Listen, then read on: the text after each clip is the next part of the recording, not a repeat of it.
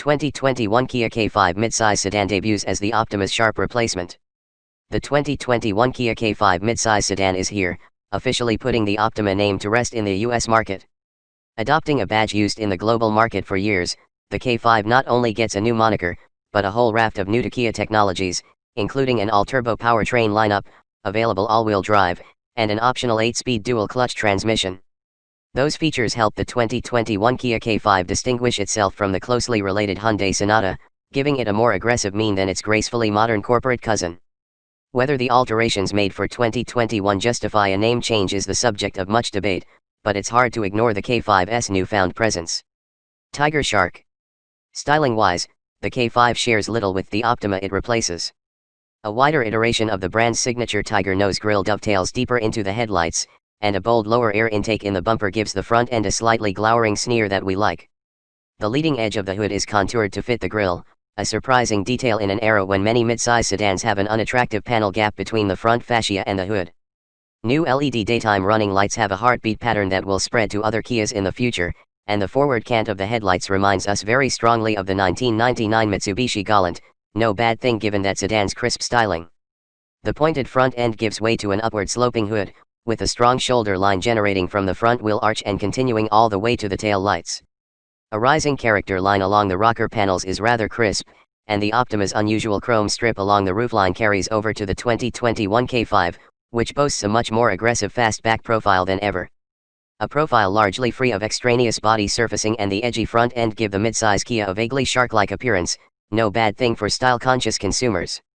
The rear end isn't as well composed as the front, with LED dashes cluttering the full-width tail light panel and an obviously fake pair of air extractors on the rear bumper corners.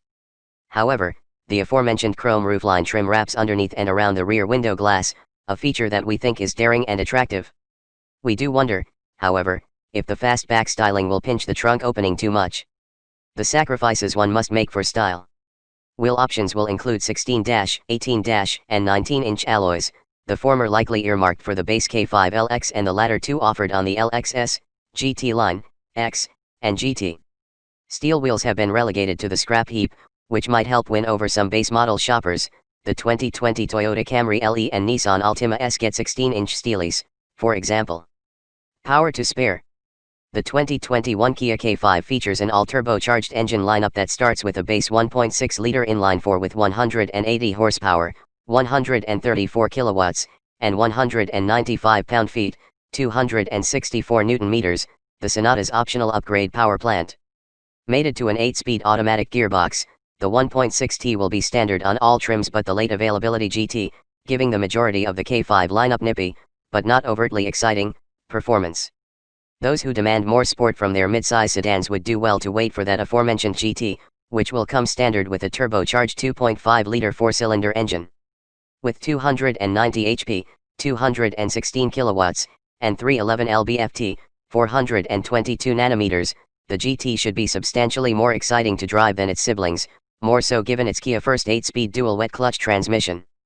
Developed in-house, the DCT should offer a lot more driving verve than is common in the midsize sedan market. Kia estimates a 0 to 60 time of just 5.8 seconds, not far off from the Stinger GT.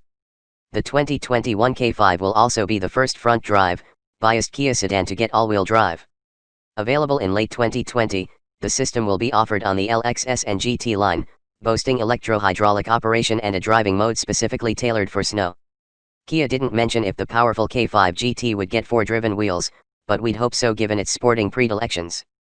Also unknown is the status of a K5 hybrid variant, we'd expect one given how much we enjoyed our week in a Sonata hybrid. Behind the wheel.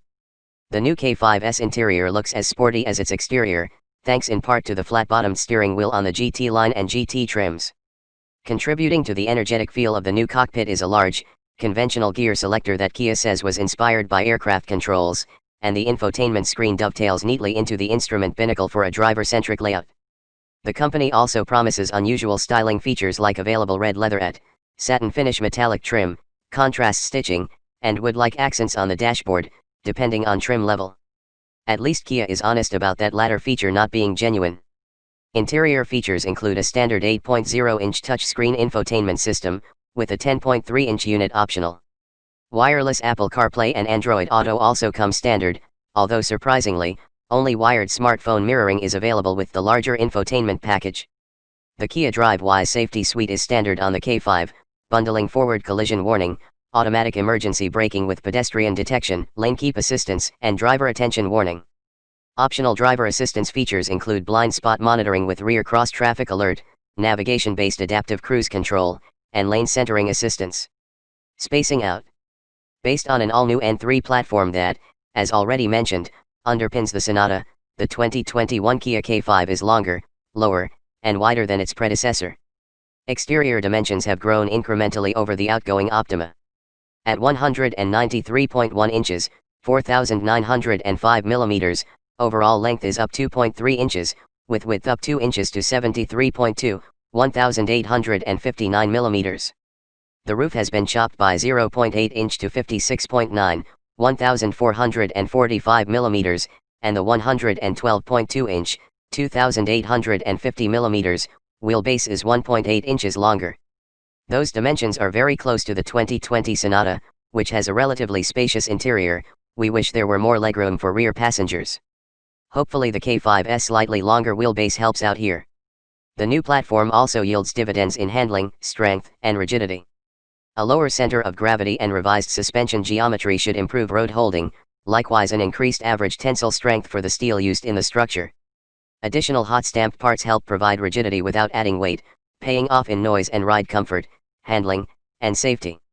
Speaking of noise, every K5 will come standard with an acoustic laminated windshield. On schedule arrival. The 2021 Kia K5 will go on sale this summer in LX, LXS, GT line, and X forms, with the full-blown GT model coming in the fall. Pricing is still in question, though we wouldn't expect it to start at much more than either the 2020 Optima or the new Sonata. Plan on paying about $24,500 for an LX. The GT, however, could cost quite a bit more than any Kia midsizer ever has, perhaps slotting in higher than even the base model Stinger GT line, $33,090. Whatever it costs, we expect the K5 to still offer lots of style and features for the money, cashing in on both Kia's history as a budget offering and its hopeful future as a sportier Korean alternative to other brands.